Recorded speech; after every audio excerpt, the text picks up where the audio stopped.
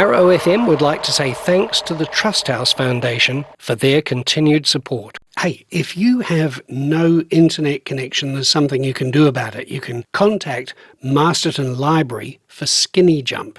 You get a free no-contract modem delivered to your door, plug in and use it, from $5 per 30 gigabytes. You can also join the library for free and access their online resources. Yeah, talk. I already did.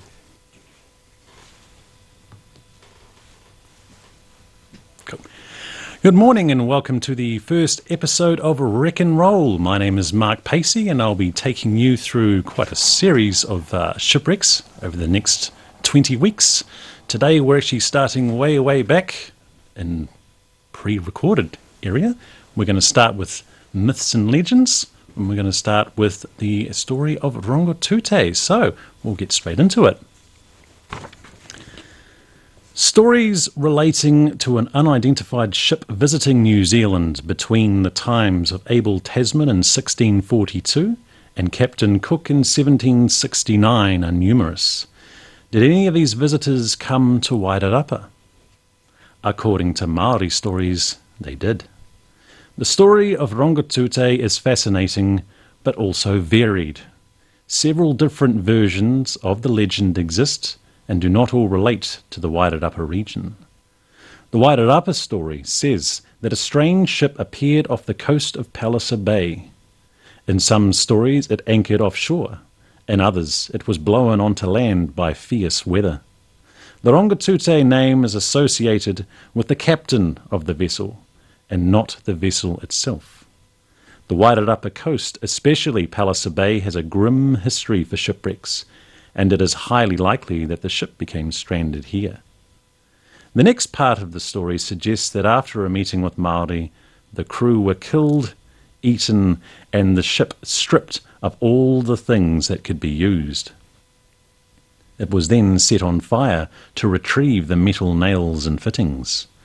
At first this may seem excessive, but looking at some of the behaviour of early European visitors to New Zealand, this action becomes justified. There are many accounts of foreign sailors kidnapping Māori women from their tribes. Also, men from ships would come ashore to gather supplies with little or no regard for who owned those items or for the people already living there. Many new items from the Rongotute's ship would have been seen by Māori for the first time. Blue and white china was prized by Māori and was said to have been broken into pieces and turned into ornaments and pendants. As yet, none of these have been found within an archaeological context.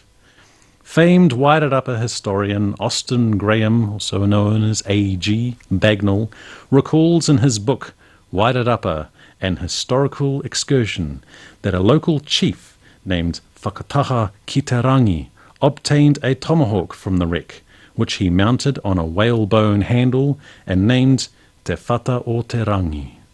Author and ethnographer Elston Best later put the question to Ngāti Kahununu scholar Hoane Te Whatahoro Juri whether he had heard anything from elders about Rongotute. Jury told him about the tomahawk and the red blankets which were recovered from survivors of the ship, which Māori named Tahurangi. In Jury's account, Māori were shown how to make damper by the Rongotute's men before things turned violent.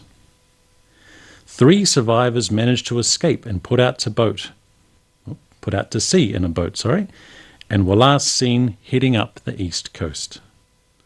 According to the tales, a sinister epilogue of this event came when Māori started becoming sick. The ship had been carrying something else with it, something Māori had no immunity to. Whether this was smallpox, as some suggest, or venereal disease, which would reinforce the vile intentions that some of the sailors had for Māori women, remains unclear. What is believed is that this disease had the effect of decreasing the Māori population of Wairarapa during that time. There are numerous stories of foreign vessels visiting New Zealand before and after Cook. As to which country the Palliser Bay visitor came from is unknown. Theories range from English to French and Dutch to Spanish. The Rongotute name can also be attributed to different locations in the country and different time frames. So it is likely that there was more than one Rongotute, each of them a mystery.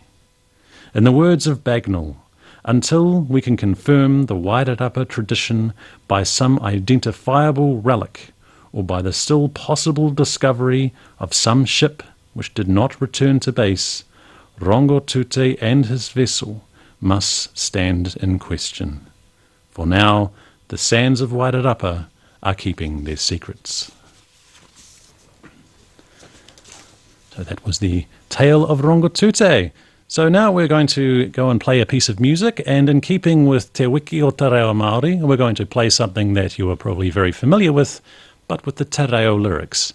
So here is 6 Months in a Leaky Boat with Te Reo words.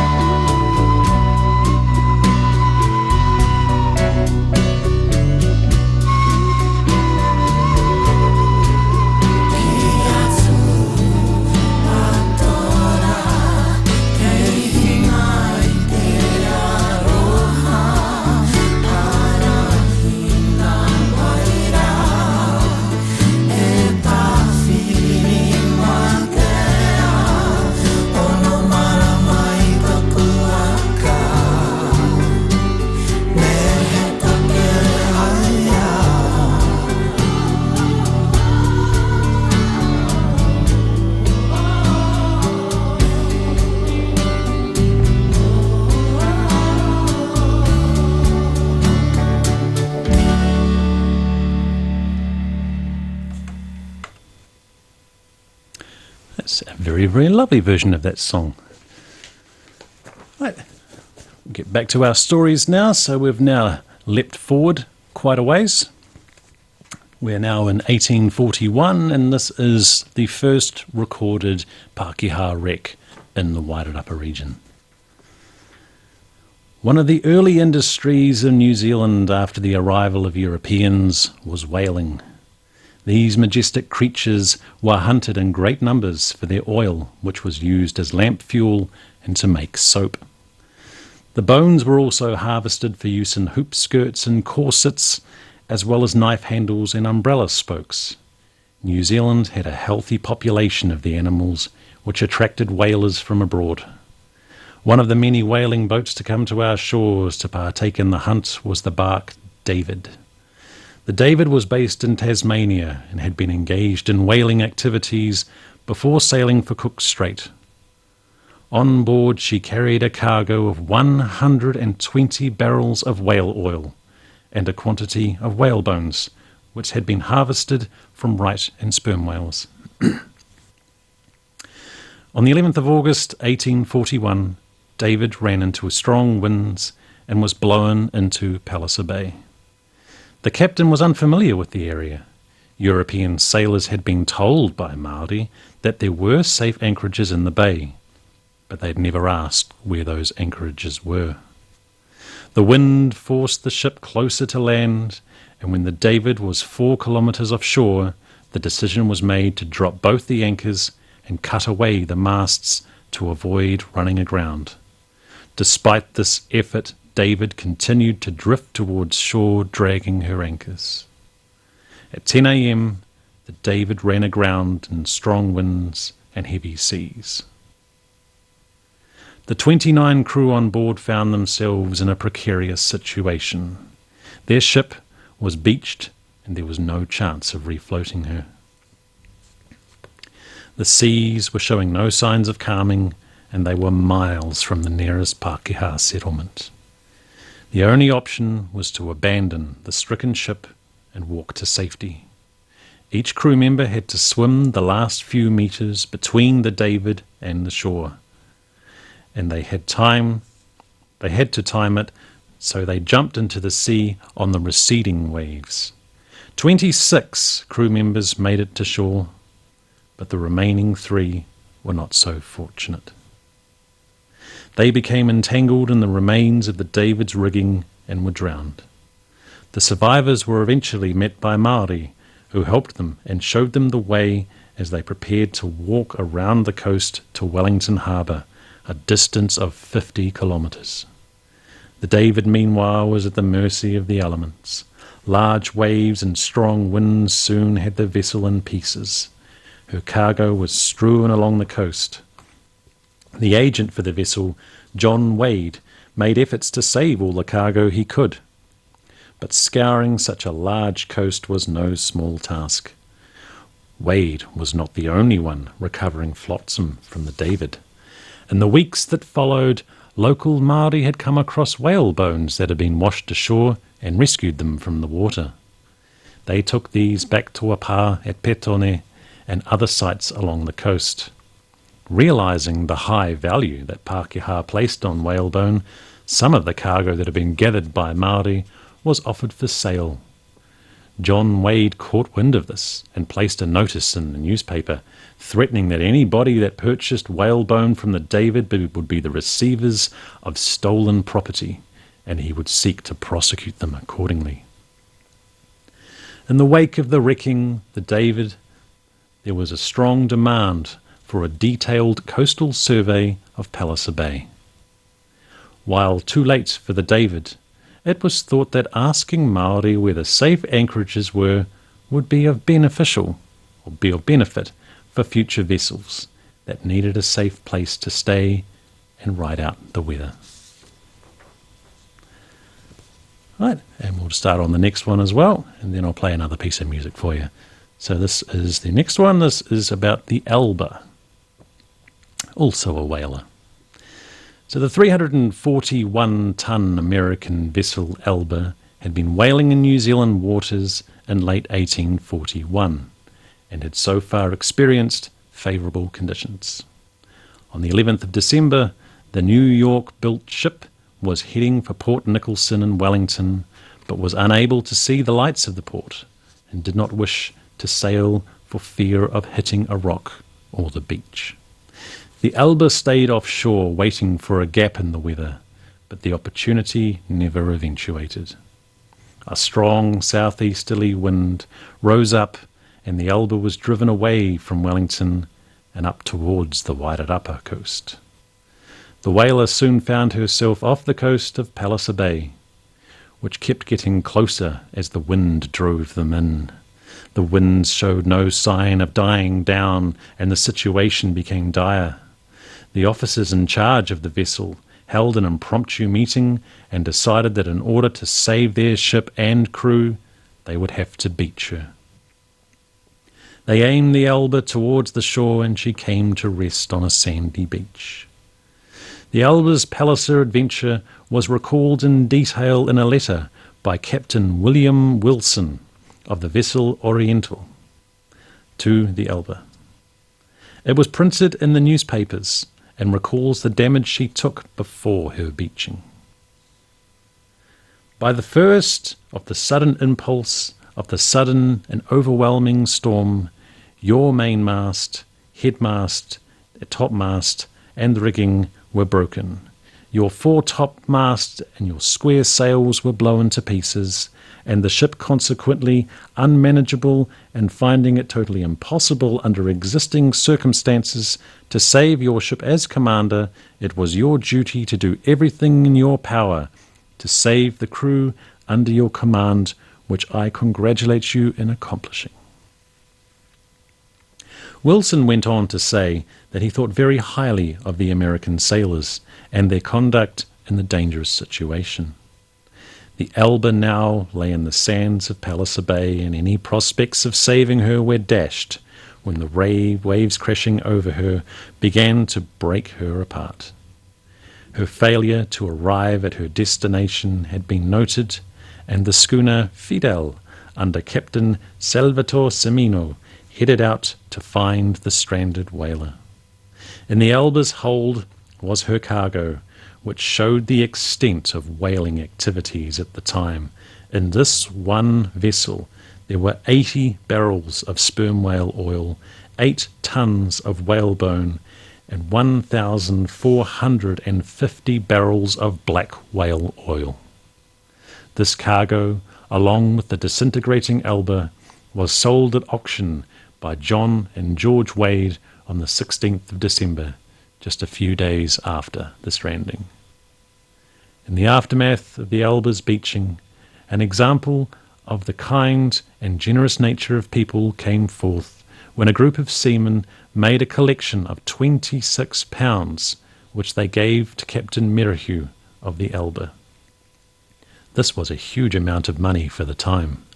One individual, Captain Salmon, gave £5.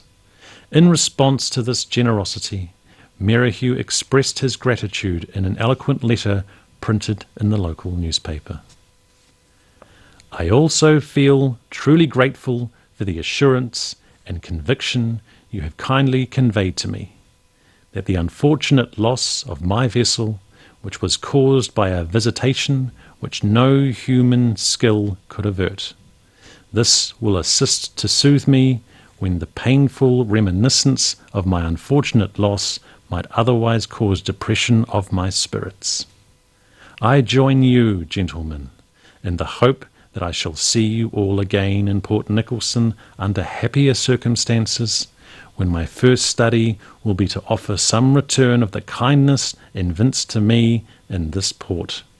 But should fate decree otherwise, I beg to assure you that I shall ever cherish the warmest gratitude for the hospitality I have received at your hands as a shipwrecked, unfortunate stranger. Right, now back to another piece of music, and again, in keeping with Te Wiki o Te Reo Māori, we're now going to play a instrumental piece, mostly instrumental. This is from the soundtrack of the New Zealand film Whale Rider, and the music was by Lisa Gerard, who's an Aussie, but we can forgive her for that. So this is a piece called Go Forward, and it plays right at the end of the film.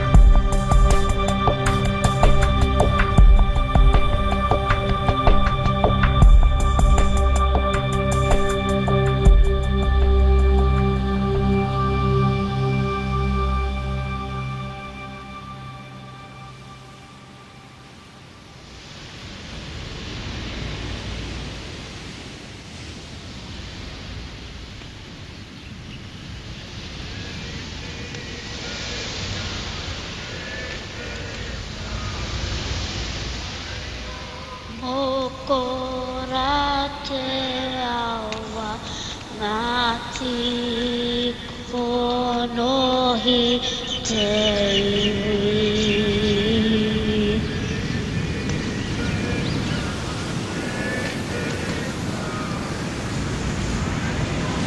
Okora te awa ngati whonohi te iwi.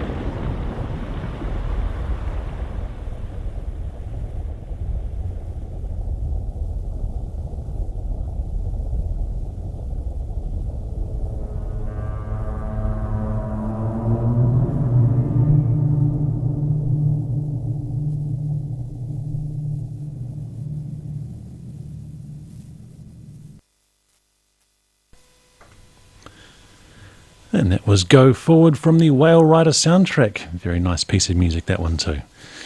And we'll give you one more story and then I'll be out of your hair for another week. So the fourth story for today is the Rorio Moor. The birth of the Rorio Moor in October 1841 was subject of some fanfare, being the first Pākehā vessel of reasonable size built on Great Barrier Island. On the 10th instant, the launch of the beautiful schooner took place at the Big Barrier Island in the presence of a number of spectators. She is of about 30 tons burthen and is called Rorio Moor. This is the first vessel that has been built on the island by the enterprising owner.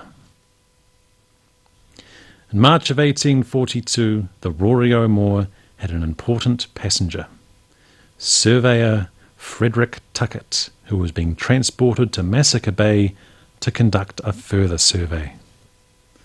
This morning, Mr. Tuckett, the chief surveyor, sailed in the Rorio Moor for Massacre Bay on an exploring expedition for the purposes of ascertaining more fully than has hitherto been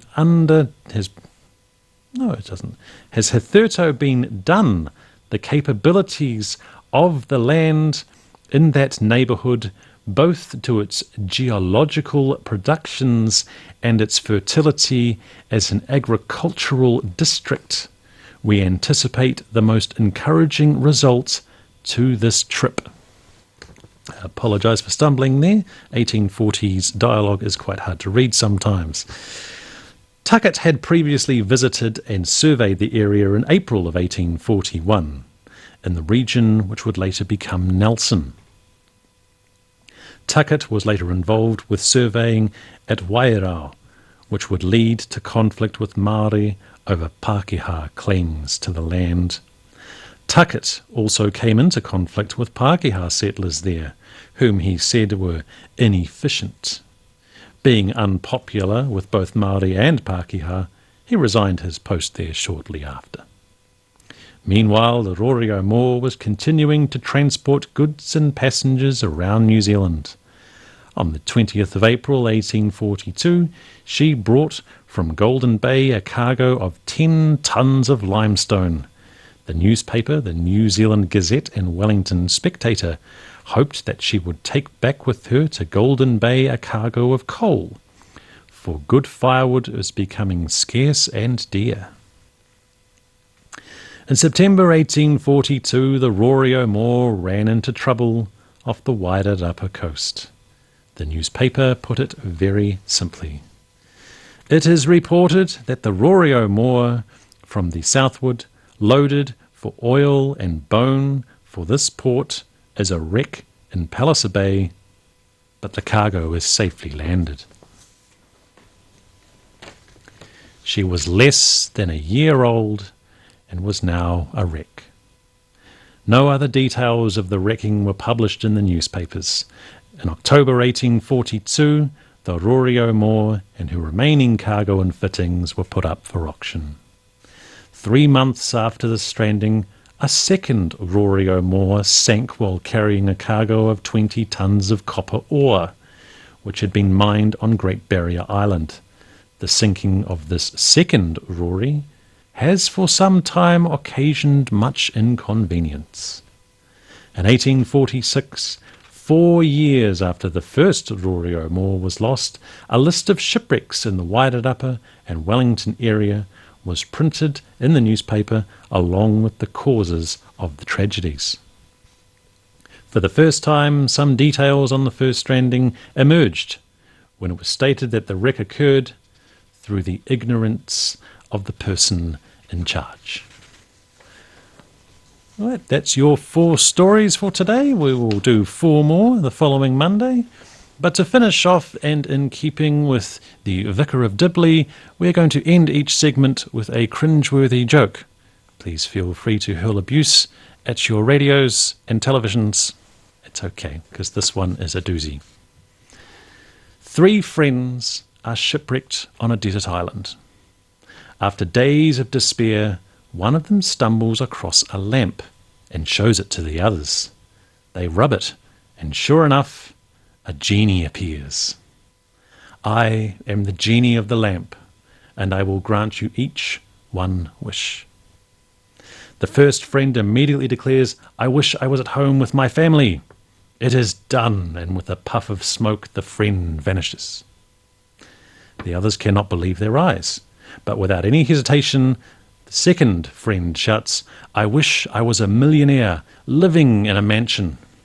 So be it, and the second friend disappears amidst another cloud of smoke. The third friend is still slightly in shock, and isn't able to make up his mind. Come, what is it you desire? The genie impatiently asks. Well, says the friend, I'm kind of lonely now. I wish my friends were still with me. I apologise for that one, it is pretty bad. Anyway, so we will catch you up next week. Same rec time, same rec channel. Have a great afternoon.